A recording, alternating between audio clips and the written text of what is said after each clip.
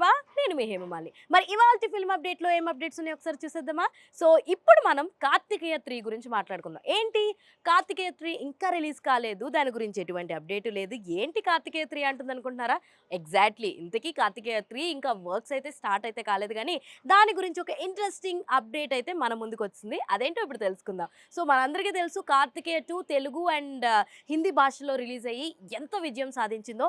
And ఈ ఒక్క సినిమాతోటే మన హీరో నిఖిల్ ఫ్యాన్ బేస్ అనేది అమాంతం పెరిగిపోయింది. అతను నార్త్‌లోను కూడా ఎంతో మంది ఆడియన్స్‌ని అయితే తన ఫ్యాన్స్‌ని క్రియేట్ చేసుకున్నాడు నిఖిల్. మరి మనందరికీ తెలిసినట్టుగానే ఈ సినిమాలో నిఖిల్ హీరోగా అండ్ అనుపమ పరమేశ్వరన్ హీరోయిన్ కింద 'కార్తికేయ 2'లో అయితే మనకు కనిపించి అలరించారు. మరి ఇంత అద్భుతమైన సినిమాని మనకి చందు మొండేటి గారు మనందరికీ అందించారనమాట.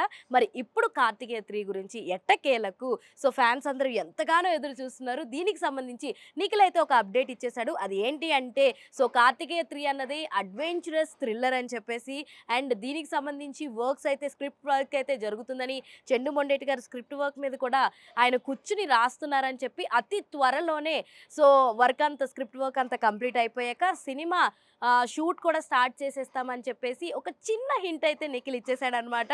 సో దాంతో 'కార్తికేయ 3' ఎప్పుడా ఎప్పుడా అని ఎదురు చూస్తున్న ఫ్యాన్స్ అందరికీ కూడా కాస్త రిలాక్సేషన్ అయితే వచ్చేస్తుందని చెప్పొచ్చనమాట.